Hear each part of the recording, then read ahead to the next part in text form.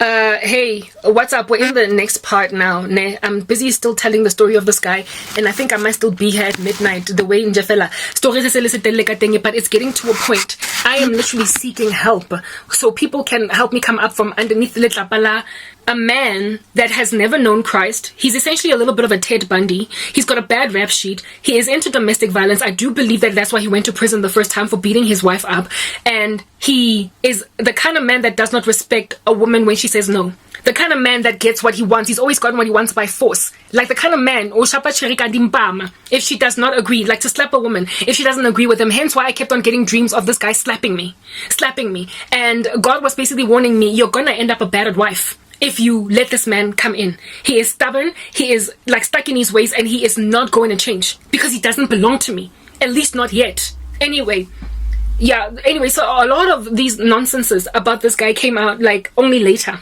Like once he was already completely out of my life, right? And also by happenstance, where I would be listening to a video from somebody and they would give me information, I'd be like, my goodness, this guy tried to swindle and dupe me.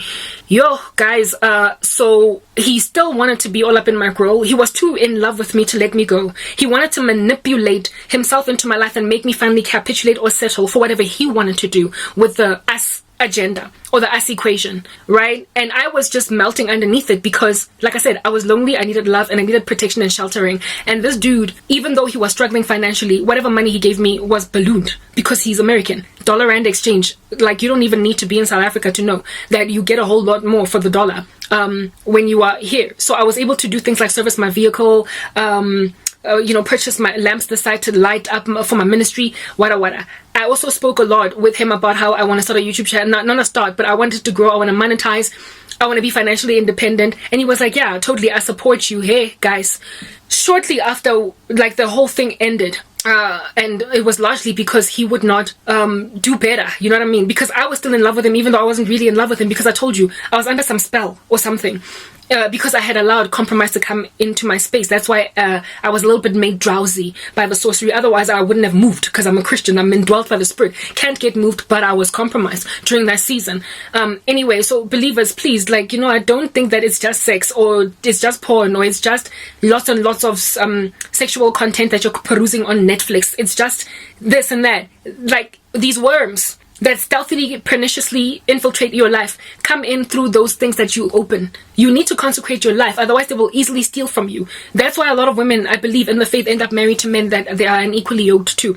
They allow lust to have a field day with them. They he chipped away at my solid convictions that I had garnered for years in just a matter of 2 or 3 weeks, guys. This relationship didn't even last a month. So you can understand where this guy was in a rush to get out of the US. I don't know what in the world he was running from.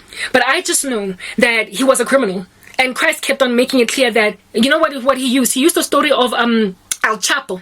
If you've seen the story of El Chapo on Netflix, and it's a true story, that El Chapo is presently in prison. He took an 18-year-old girl for a wife at some point, and this girl is now raising their child all by herself because the guy's in prison. He used El Chapo's not fiance but wife as an example to depict me. He was basically telling me the way that this guy makes ends meet, makes money all of a sudden, at the same time, is through drug deals. He is into that kind of shady, dodgy business.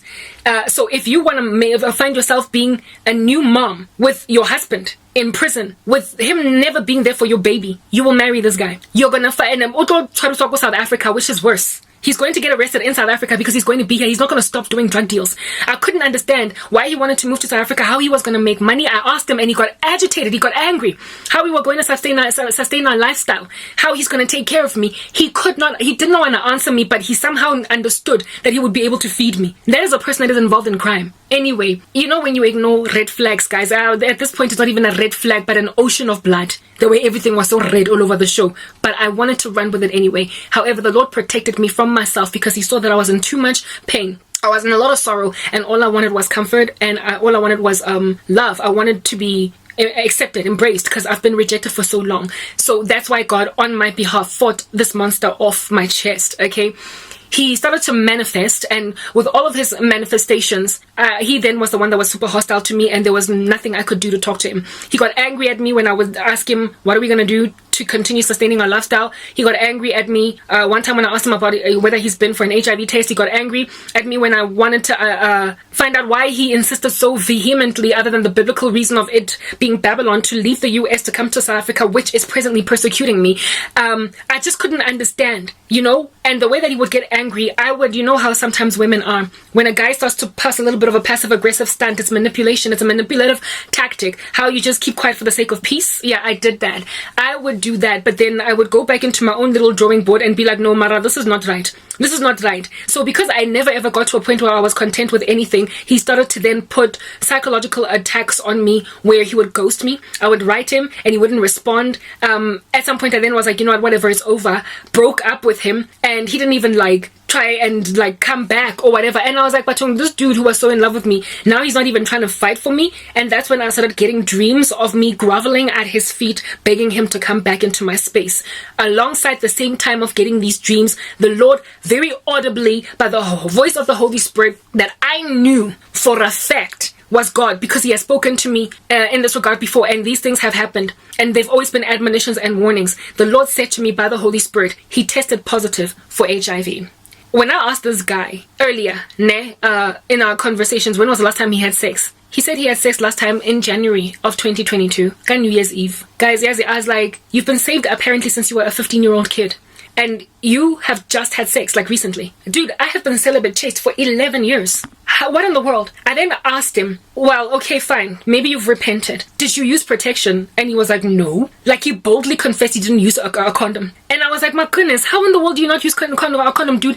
You're gonna get sick. Like, things like those are gonna hurt you. And he was like, no, I took an HIV test shortly afterwards. So I'm fine. And I have repented. I feel guilty. I feel uncomfortable. It's the reason why last time I had sex was not just like last week. It was rather 6 months ago. So, like, don't judge me. I've repented. And I took it, right? Well, turns out that the first time he tested, he was within the window period. He had it was not yet detectable. But after some months progressed, it was detected. And because he met me, he went and tested again, because I told him that either way, you and I are going to have to test together, and I'm going to have to see the results on paper. And so because of that, he wanted to go and get a piece of paper to validate that he is negative. And he went and just fell out casually to the doctor to go and test, and it unfortunately came back positive. And it was because it came back positive that he stopped spawning with me.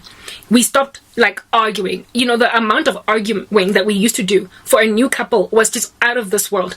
He was happy, however, to humor a whole bunch of the arguments because he was in love and he wanted to eventually brittle me under his thumb by conquering me in these arguments. But because he knew that I was too smart and I was never gonna just take a piece of paper in my stride if he fabricated evidence of HIV, if he knew I was gonna dot my I's and cross my T's, he knew there was no way that he was ever gonna escape lying to me about HIV. So knowing that he can't be with me anymore, and I told him it was a deal breaker, he then, instead of telling me that he's HIV positive, and so therefore us, I don't know, agreeing to be friends or whatever, he decided that he's gonna make war. That he's gonna wage war against me. This guy went and grabbed a completely innocent woman from Africa and made out of her a flagrant enemy. Mwana, the woman of which is a daughter of God. So essentially he's made himself an enemy of the cross. Yeah, let's move on to the next part.